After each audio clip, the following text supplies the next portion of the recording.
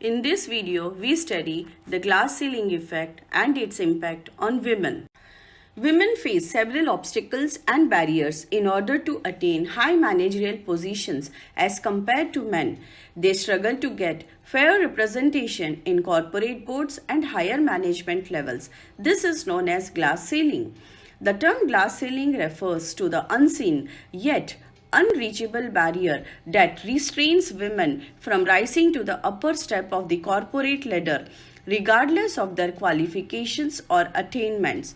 To be more specific, it is one of the most captivating metaphors for analyzing inequalities between men and women in the workplace.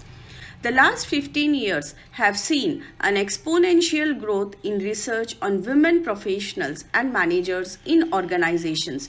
However, much less attention has been paid to the small but growing number of women who are embracing international careers. This study suggests that although it may not be the case that women are able to get through the front door of managerial hierarchies, but at some point they hit an invisible barrier that blocks any further upward movement. The video is entirely designed by centering the focal problem of the effect of glass ceiling on women career development, and it aims to explain the practice or phenomenon of glass ceiling and its impact upon the female working force of 21st century. Though number of women in corporate sector is increasing significantly, the phenomenon of glass ceiling is still prevalent not only in India but other countries as well. The existence of glass ceiling impedes the progress of women is a prime example of discrimination against women at work. Many individual women are as professionally ambitious as any individual man. Almost in all fields of activity, more men than women aspire to the most senior jobs. When jobs are described as powerful, challenging, with high levels of responsibility, they appeal to men more than women. Since more men aim for leadership roles, it is an open truth that working women have to face problems just by virtue of their being women. The age-old belief of male superiority over women creates several hurdles for women at their workplace.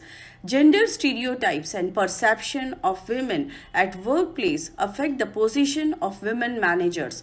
To overcome the above enlisted barriers, it becomes mandatory to comprehend the urgent need to break the glass ceiling to tap the inherent potentials of the women workforce. In order to shatter the glass ceiling and break the barriers that prevent women from advancing and making progress, it is necessary to understand the global barriers that exist at the organizational, societal, individual, work-life balance and work environment levels. The following were observed to be the major factors or barriers women have to face while climbing up the corporate ladder. It is an open truth that working women have to face problems just by virtue of their being women. The age-old belief of male superiority over women creates several hurdles for women at their workplace. Gender stereotypes and perception of women at workplace affect the position of women managers.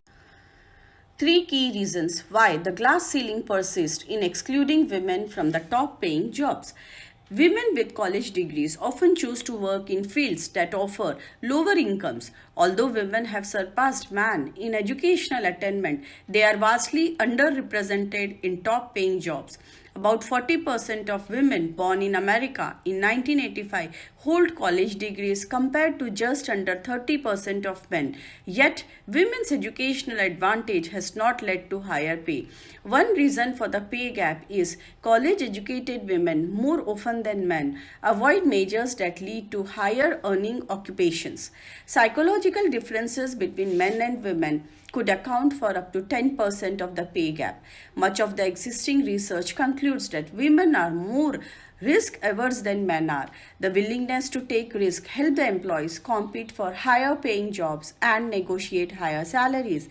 Whether men and women are born with different attitude towards risk or the differences are taught, understanding the role of nature versus nurture is key to closing the gap. Next, The demands for childcare, housework, and other life chores outside of work fall more heavily on women than on men. Higher paying occupations are more inflexible and require more time commitment. Women have a harder time with this inflexibility because they remain disproportionately responsible for taking care of the home, including raising children. Indeed, childcare is one of the most prominent factors holding back women's earnings at the executive level. Bertrand's research has also found that when wives earn more than their husbands do, it is difficult on the relationship and the marriage is more likely to be unhappy or end in divorce. While family friendly work policies such as longer and paid maternity leaves, paternity leaves, optional part time or shorter work hours, and the opportunity to work remotely help address women's need for greater flexibility, they fail to address the earnings gap, says Bertrand. No one policy will be able to crack the glass ceiling, she says, but she is hopeful that technological advances would pave the way for the change. One of the biggest unknowns when trying to predict how the glass ceiling will evolve in the future is the role of technology. There is no doubt that many trends are moving in the right direction for women. How the next wave of technological change in the workplace, such as artificial intelligence, will change the structure of the work is anyone's guess.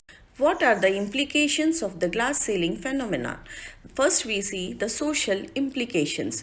Societies need to change their stereotype attitudes toward women and encourage them to use their potential to benefit societies by shattering glass ceilings that continue to place women at a disadvantage. Developing a social culture that advances women empowerment will continue to social and infrastructure development in Asian countries. The practical implications. Organizations must consider competitive females in their selection and promotion decision making.